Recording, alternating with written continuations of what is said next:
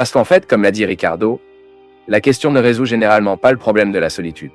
Maintenant, lorsque nous nous donnons les uns les autres, nous occupons sans aucun doute les espaces vides et devons être remplis. Ricardo, aujourd'hui, quand j'ai reçu la confirmation que vous seriez ici, quand nous avons l'occasion de parler. Quoi? Aujourd'hui, nous savons, Ricardo, que l'une des grandes difficultés que nous avons dans la famille est précisément cette incapacité humaine à jouer différents rôles.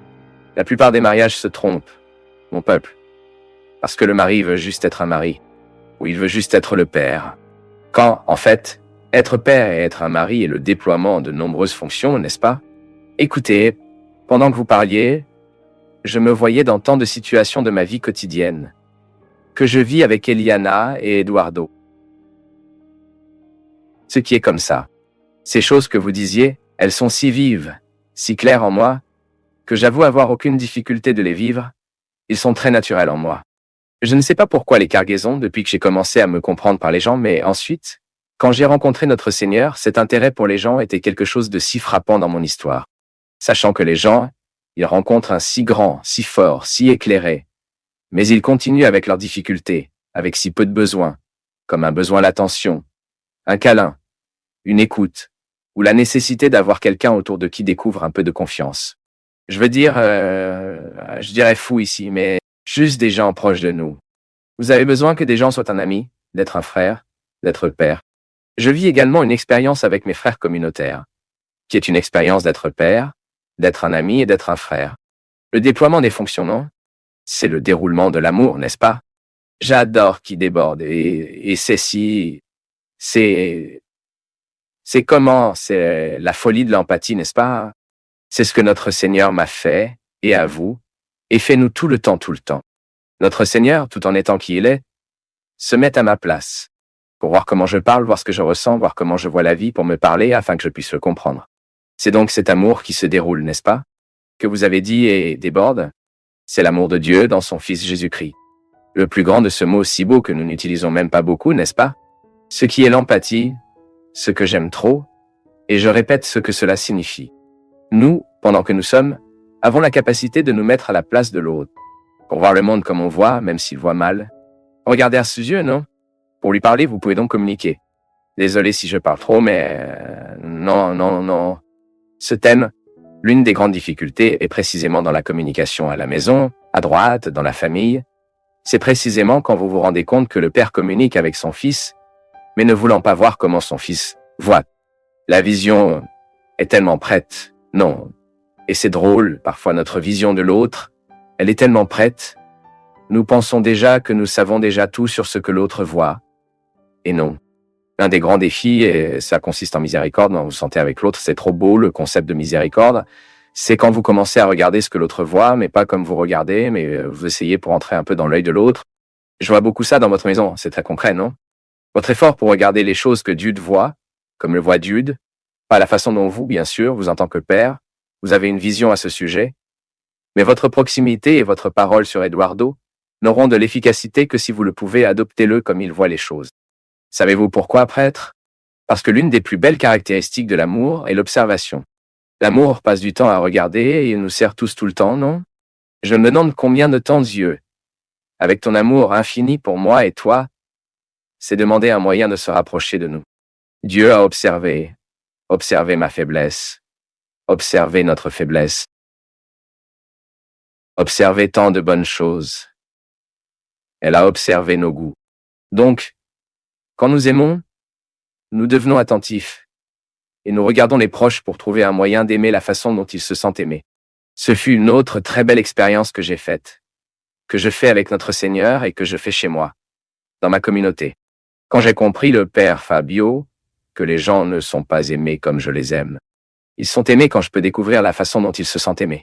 Donc, je n'aime pas la façon dont je peux aimer. J'ai besoin de découvrir un moyen d'aimer le Père Fabio, trouvant la façon dont il se sent aimé. Et puis il dira, Ricardo, ça même, juste parce que j'avais peur d'une manière qui vous appartient, ce qui n'est pas ma façon d'aimer. Ensuite, c'est pourquoi l'amour entre mari et femme est un amour profondément chrétien. Parce que nous apprenons jour après jour pour aimer l'autre comme l'autre se sent aimé. Nous mourons en vie d'une journée. Peut-être que nous pouvons obtenir tellement que nous finissons par donner à nos vies, car il a appris à aimer la façon dont l'autre se sent aimé. De quoi parlez-vous là-bas? Je me souviens qu'aujourd'hui j'ai tenu à apporter ici au programme un peu de cette perspective de ce dont Ricardo parle. Les gens cherchent à nous aimer. Selon une manière, elles pensent que je me sentirai aimé. C'est très beau. C'est très profond, non? En fait, cela vaut la peine d'en parler beaucoup. Aimer l'autre d'une manière que nous savons qu'il se sentira vraiment aimé.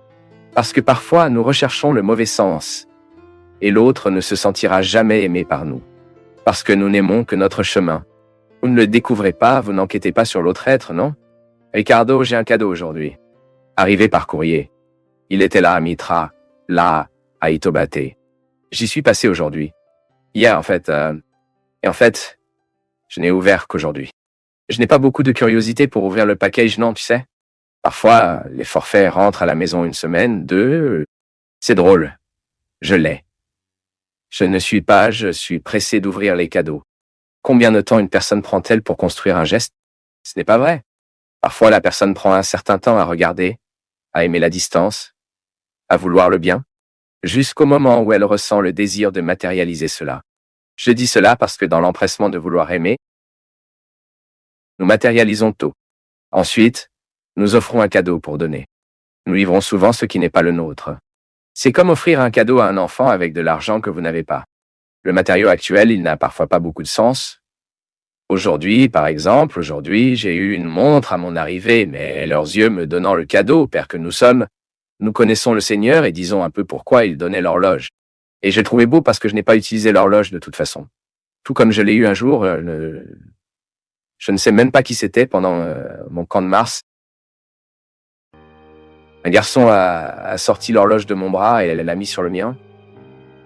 Livrez-moi. C'était même ma mère qui a livré, tu te souviens, Donna Anna.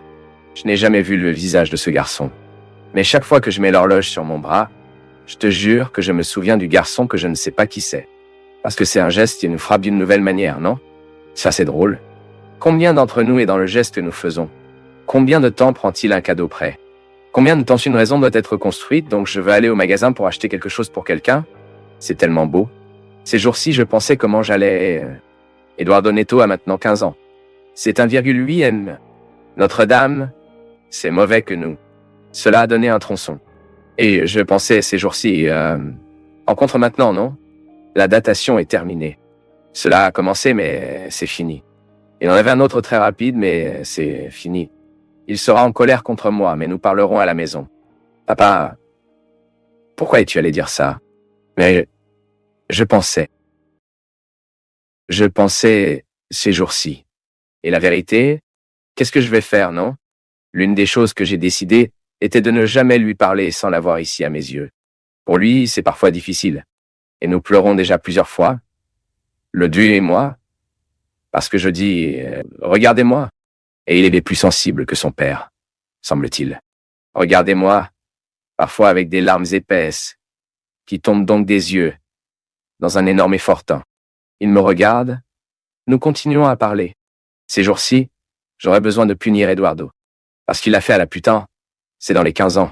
Et nous devons avoir une conversation très difficile. Cela me donne envie de vous punir.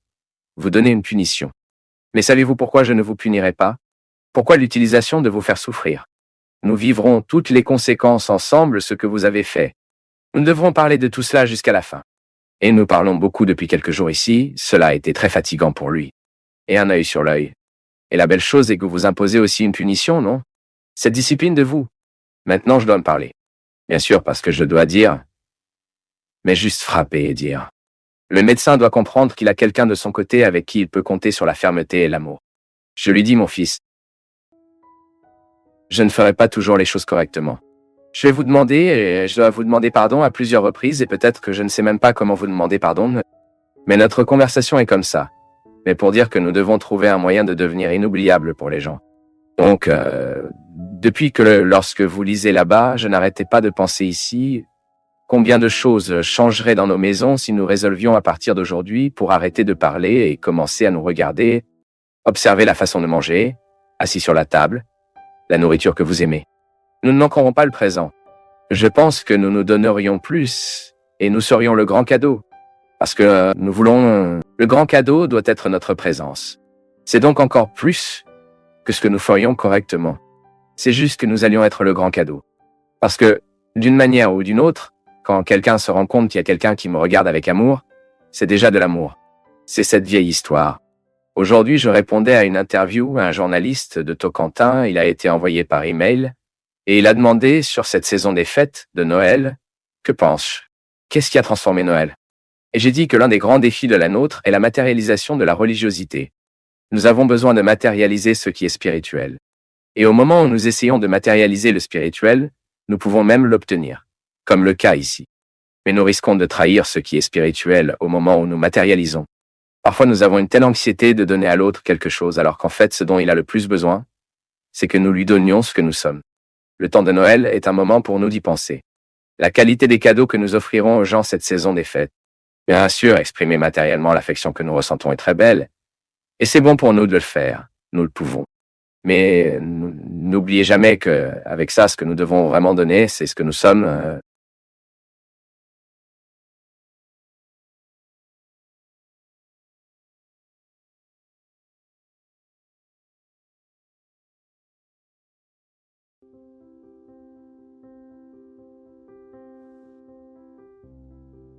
Une tâche. La tâche bien faite est la garantie du cœur correctement. Du cœur guéri, ce n'est pas un miracle. Il n'est pas magique. Le pardon est un processus de travail historique. Comme si vous deviez vivre ce processus de réconciliation chaque jour.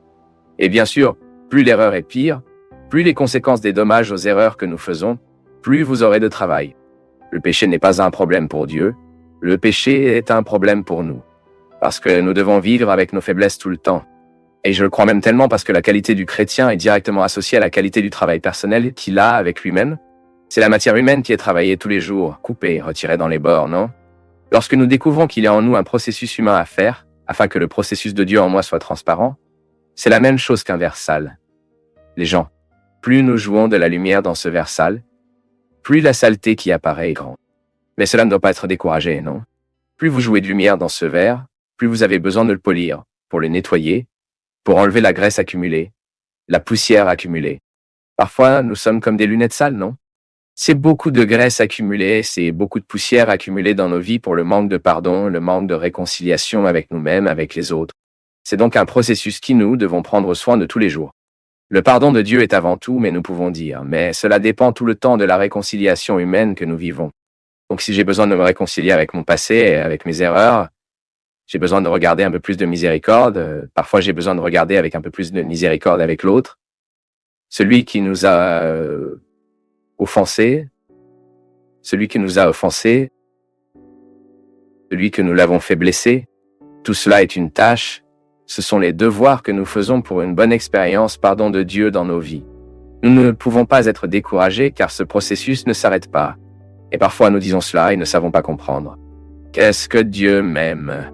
Savez-vous quel est le moyen le plus efficace que Dieu ait pour vous aimer? À travers votre autolove. L'autolove est le premier exemple de l'amour de Dieu en nous. C'est une façon dont il doit vous protéger de lui-même et des autres. Vous pouvez observer que ceux qui aiment ne parlent pas de cet enseignement, de l'amour égoïste, qui ne vous permet pas de vous regarder, je n'en parle pas. Je parle de cette forme honnête que vous avez, la compréhension de qui vous êtes, d'après la valeur que vous avez, la compréhension de qui vous êtes, d'après la valeur que vous avez, d'une valeur qui n'est pas négociable, elle est absolue, elle est lorsque vous l'avez vivant en vous, lorsque Dieu peut mettre en nous le premier exemple de love, c'est pourquoi j'ai parlé au début que tout ce qui est co-créable. Si nous tombons dans la mauvaise main, nous ne nous aimerons jamais. Si nous sommes éduqués par une personne qui ne nous met tout le temps que tout le temps, qui ne nous permet jamais de prospérer dans notre essence, nous devenons un désastre humain. Il est terrible pour nous d'être éduqués par une personne qui veut que nous soyons parfaits, par exemple. Nous ne le serons pas. J'ai besoin de m'aimer avec mes faiblesses, avec mes qualités, avec mes vertus. Je suis un package. Quand tu te connais, le diable n'a aucune chance dans ta vie. Parce que le diable ne peut rien faire dans la vie de ceux qui aiment. Vous pouvez voir que pour que le diable entre dans nos vies, la première chose qu'il réclame est l'estime de soi. C'est pourquoi une personne diabolique ne signifie pas qu'elle est une représentante légitime du diable. Elle apporte des choses de lui. C'est pourquoi une personne diabolique est si dangereuse dans nos vies qu'il éliminera quoi? Notre estime de soi. Une personne, lorsqu'elle est dépendante, la dépendance est un moyen de perdre l'autorité à votre sujet. Cette substance ou même cette personne. L'autre jour, je parlais à un grand ami, Anna Béatrice Barbosa. qui est psychiatre, auteur. Elle a dit, Père, la plus grande difficulté que j'ai ici au bureau est les personnes accros aux autres. Vous connaissez cette relation dont vous avez assez de savoir que cela vous rend mauvais, et que vous n'avez aucun respect pour vous. Ouais, oh, jetez déjà un œil, oh. C'est vrai, regardez-la, disons. C'est vrai, regardez bien nos visages, pour voir si cela crée une honte aujourd'hui. Et envoyez celui-ci tout de suite. Et envoyez-le cette arnaque. Cependant, c'est ainsi que Dieu. C'est parfois une personne diabolique, elle sapera votre estime de soi, vous ajoute, vous rend accro aux toxines. Et puis vous perdez le courage de décider pour vous. Pourquoi? Parce que l'autolove a disparu. Quand le notre autolove disparaît, nous sommes une proie facile pour le diable et pour ceux qui le représentent dans le monde. Alcool, cocaïne, marijuana, prostitution socialisée, qui est cette chose de chaque jour que vous êtes dans les bras de l'un, sans aucun lien d'amour, sans aucun lien de respect, vous êtes traité comme s'il s'agissait d'une place publique. En ce que l'autre vient, explore, laisse ses ordures et ses feuilles. Où êtes-vous à vous-même pour dire « Oups, pas ici » Où est-on aimable pour pouvoir regarder dans les yeux et dire « Regardez ici ». Si vous voulez entrer dans ma vie, retirez les sandales de vos pieds, parce que ce territoire voici saint. Et si vous devez entrer dans votre salle des affections, la salle d'affection est la pièce la plus importante de notre maison affective. Vous ne pouvez laisser personne entrer. Même sur les réseaux sociaux, il y a une chose qu'il appelle « bloc », qui est une beauté. C'est pourquoi? Sur les réseaux sociaux, les gens ont perdu leur élégance. Je n'entre pas dans votre maison et Shingo, quels cheveux horribles. Pourquoi avez-vous coupé ces cheveux? Je n'ai rien à voir avec ça. Mais le réseau social vous permet de faire cela à ce que vous n'avez jamais vu. Vous entrez et dites « Waouh, comment vous avez vieilli ?» Tout le monde vieillit. Juste le beau. Celui qui y va et commente. Ensuite, l'autre fait un spectacle. Tout est heureux. Voici que l'esprit de porte. Waouh, comme tu es gros. C'est plein de gens comme ça. C'est une mauvaise énergie que vous ne devriez pas laisser entrer votre vie. Avez-vous senti que cette personne fait toujours un commentaire pour vous décomposer? Bloc. Bloc. L'oculus existe à donner, n'est-ce pas? C'est différent d'une personne qui vient et fait une critique particulière. Et regardez que papa est une autorité affective. Mais nous sommes comme ça. Et parfois c'est une expression de notre manque d'auto-amour. Parce que selon l'auto-amour, l'autre ne nous fera pas cela. Au premier signe d'agression physique et verbale, vous dira « Oups, pas ici ».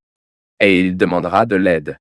Et parfois, à chaque fois, mon peuple, quand j'assiste à une confession et que nous acquittons les péchés là-bas, dans cette formule sacrée que l'Église nous donne, non prêtre, je vois le prêtre là-bas, les prêtres. Lorsque nous acquittons quelqu'un des péchés, derrière ces mots que nous disons, il y a un autre conseil que nous donnons. Soyez à nouveau l'amour. Ayez du respect pour vous. Car le jour où vous vous aimez et avez du respect pour vous, vous pécherez beaucoup moins que vous aurez auparavant. Le plastron que Sao Paulo parle, le casque de la victoire, le plastron de la protection, est l'auto-amour. Il n'y a pas d'autre nom. Et Dieu nous aime, oui, parce que Dieu est son intérieur. Plus vous avez pour vous, plus vous avez de respect pour le Dieu qui vous habite. Nous avons un mépris si naturel pour nous. C'est une chose impressionnante. Parfois, les gens nous ont fait mépris pour nous. Parfois, les gens sont si cruels envers nous. Ils font un sacré effort pour conclure que nous n'avons pas de place dans le monde, que le monde n'est pas pour nous, que le monde est les mignons qui ressemblent à des saints là-bas. Jésus a eu un peu de difficulté avec ces gens. Jésus a préféré le pire. C'est la raison pour laquelle je suis là. Je suis pire dans la récupération. Et je vis pour me souvenir de ceux qui sont oubliés, qui n'a rien que vous ayez fait dans votre vie qui vous retire du droit de dire que Dieu échange des royaumes pour vous. Il n'y a rien, et aucun n'était nouveau. Il n'y a rien que nous n'ayons pas fait non plus. N'ayez donc aucun mépris pour vous. Lorsque vous vous appelez, vous devenez une proie facile au diable. Le diable aime qui n'aime pas ça. Le diable n'a rien embrassé dans la vie de ceux qui n'ont ni respect ni amour pour eux-mêmes. Pour toi, et nous aimerions vous dire que vous êtes un territoire sacré, que vous êtes un territoire sacré, que vos péchés ne l'annulent pas. C'est pourquoi il est difficile pour nous de dire, nous sommes tellement habitués à... Je dis toujours ça, Il est très facile de dire que nous croyons en Dieu. Difficile de dire que nous croyons que Dieu croit en nous. Père, ma question est la suivante. Le pardon de Dieu est-il avant tout que nous faisons et demande simplement que le pardon soit pardonné? Premièrement, le pardon de Dieu dans nos vies n'est pas un processus magique. Tout comme nous le savons aussi dans la vie, il n'y a rien de magique. Tout est le résultat d'une lutte, d'un processus. Nous n'avons aucune solution magique aux choses. Et Dieu nous traite également selon la vie. La théologie nous enseigne que Dieu ne contredit pas du tout l'ordre des réalités créées. Dieu ne peut pas interférer avec l'histoire afin de contrer la réalité créée. Dieu ne contredit pas la création. Et le processus de la vie humaine est totalement inséré dans le processus de réalité créée. Je suis un être humain que je vis les règles de la condition humaine.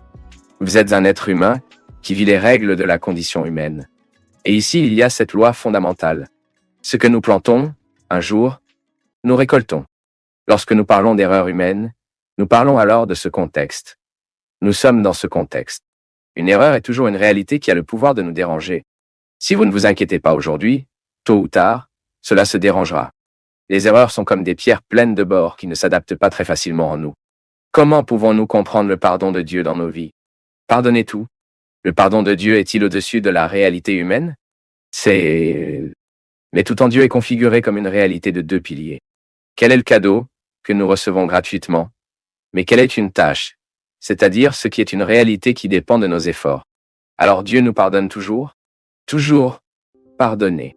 L'amour de Dieu pour nous est au-dessus de toute erreur, le pire des criminels, l'erreur la plus odieuse, le crime le plus odieux lui a pardon aux yeux de Dieu? Clair! Dieu est miséricordieux et étendra toujours son amour dans le sens de l'humanité. Mais il y a un détail, il y a une réalité humaine qui doit également être pardonnée. Et souvent, la dimension de l'amour et du pardon de Dieu ne peut pas réaliser la réalité humaine. Ce n'est pas parce que Dieu ne veut pas pardonner. C'est parce que la réalité humaine est toujours terriblement blessée par l'erreur commise. Nous ne pouvons donc comprendre le bénéfice du pardon de Dieu que lorsque nous travaillons également dans la réalité du pardon humain. Il n'y a donc pas d'usage que la personne avoue, raconte ses péchés, ses erreurs, s'il est après confession, un processus de réintégration, c'est-à-dire pour réaliser ce qui a été désharmoné. Ainsi, le don de Dieu, qui est toujours indulgent, n'aura que l'efficacité dans la vie humaine à partir du moment où la certitude de cet amour nous fait corriger ce qui est humain. C'est pourquoi le pardon est toujours un processus thérapeutique de réconciliation, de guérison. Plusieurs fois, nous trouvons des gens qui ont déjà avoué leurs péchés, mais qui ne se sont pas encore avoués. Ils ont déjà reçu l'acquittement de Dieu, mais n'ont pas encore reçu leur acquittement.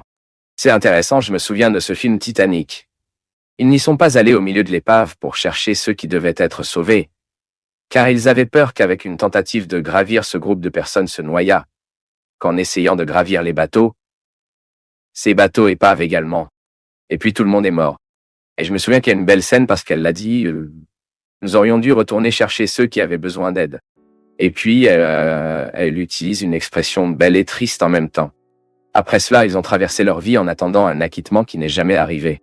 Vous voyez ici, vous avez un fait très concret pour nous de comprendre le processus d'acquittement humain. Quand je commette un crime, par exemple, si j'étais là la douleur et j'avais décidé de ne pas revenir pour aller chercher les naufragés qui étaient là, devant être retirés des eaux glacées de l'océan Atlantique, je devrais vivre le reste de ma vie avec cette décision. Ceci est un processus humain. Autant que Dieu essaie d'interférer, autant que Dieu me prouve son amour, je devrais vivre avec cette malheureuse conscience de ne pas être revenu, de ne pas avoir fait, de ne pas avoir aimé. Et puis, mon peuple, lorsque nous n'atteignons pas le résultat humain du pardon, nous ne ressentirons guère l'amour de Dieu et le pardon de Dieu, réconciliation divine. Parce que Dieu et la grâce fournit la nature, comme il est dit. Nous avons besoin de la réalité humaine bien cotée, afin que Dieu soit pleinement révélé en nous. C'est pourquoi la sainteté est un processus d'amélioration humaine. Comment vais-je vivre le pardon de Dieu dans ma vie? Je ressens le pardon de Dieu dans ma vie alors que je me pardonne. Ou je pardonne aux autres. Ou je suis pardonné par les autres. Le contexte historique du pardon est la vie. Est-ce ce que vous retirez là-bas dans votre cœur comme culpabilité? Parfois, vous avez avoué tant de fois ce péché, Dieu vous a pardonné, vous assurez-vous. Maintenant, le processus vous appartient. Ce sont vos devoirs. Le cadeau lui a déjà été livré. Il est présent. Le pardon est gratuitement. Dieu lui a pardonné gratuitement. Il ne lui a absolument rien demandé. Mais il est naturel que la réponse humaine soit donnée.